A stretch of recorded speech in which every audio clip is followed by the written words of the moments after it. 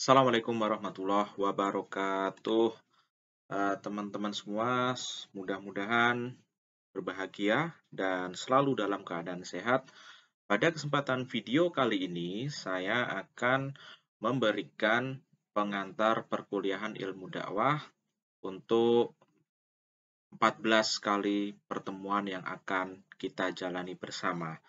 Ya, jadi berkaitan dengan dakwah, apa itu dakwah?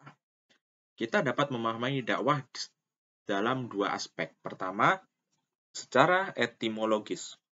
Secara etimologis, dakwah itu berasal dari bahasa Arab da'a yad'u, dakwatan, yang berarti doa, seruan, panggilan, ajakan, dorongan, undangan, permintaan, doktrin, dan rayuan. Nah, jadi makna dakwah ya kalau secara bahasa ada beberapa makna.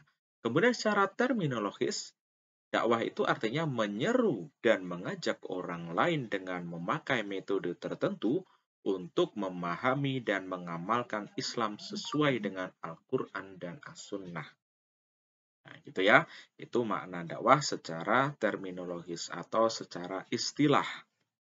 Jadi kata kuncinya apa?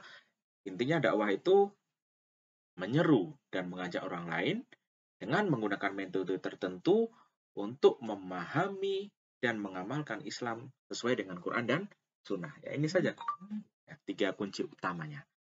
Kemudian, ya, konsideran atau landasan dakwah yang ada dalam Quran dan hadis. Pertama dapat kita lihat pada surat Ali Imran ayat yang 104.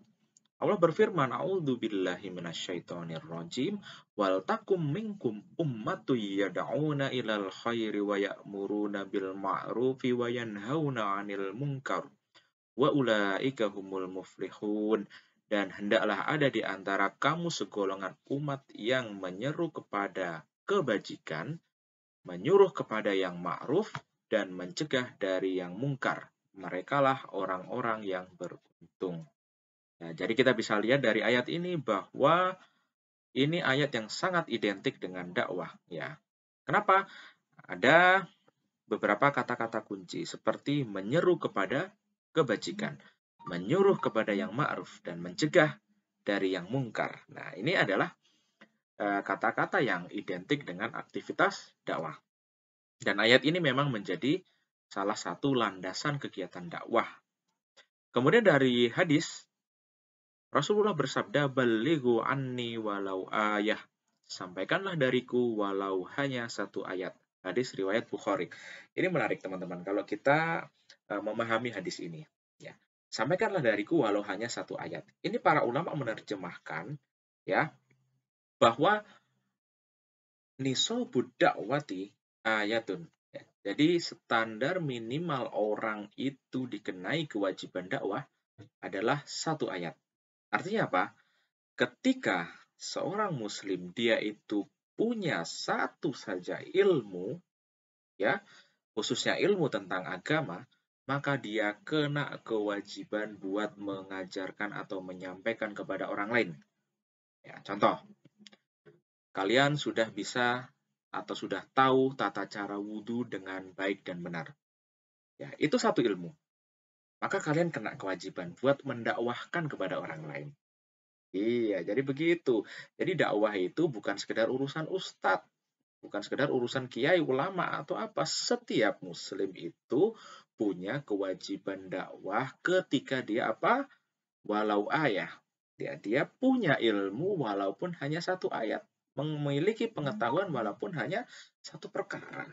Itu kena kewajiban. Ya, jadi apa? Dakwah itu wajib bagi kita semua setiap muslim. Jadi jangan merasa minder, jangan merasa bukan tanggung jawab saya itu dakwah, kan ada ustadz, ada kiai dan seterusnya. Tidak boleh seperti itu, ya.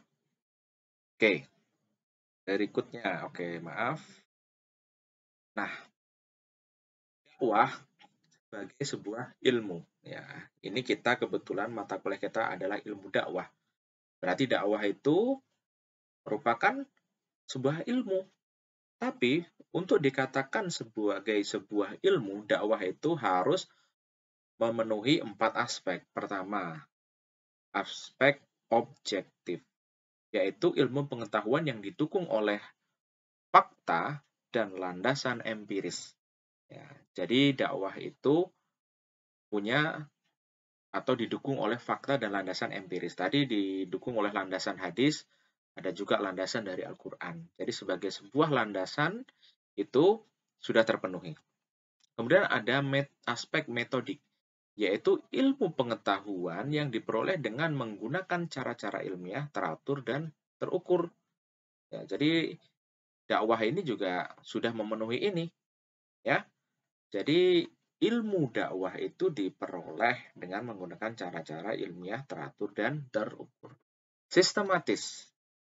Ilmu pengetahuan yang disusun dalam suatu sistem yang teratur dan saling berkaitan.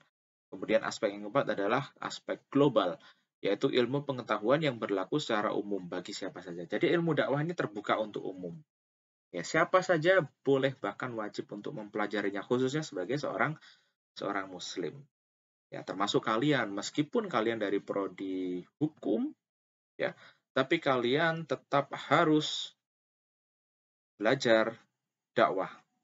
Ya, kalian punya satu ilmu tentang hukum, maka kalian juga kena kewajiban untuk mengajarkan kepada orang lain. Jadi sesedikit apapun, secercah pengetahuan yang kita miliki, maka itu harus kita sampaikan, kita ajarkan kepada orang lain, khususnya pengetahuan tentang agama, supaya ilmu itu tidak hanya berhenti pada diri kalian sendiri. Dan dakwah itu adalah sebagai upaya saling menasehati, saling beramar ma'ruf nahi mungkar, supaya tercipta masyarakat yang benar-benar baik sesuai dengan tuntunan Islam yang ada dalam Quran dan Sunnah.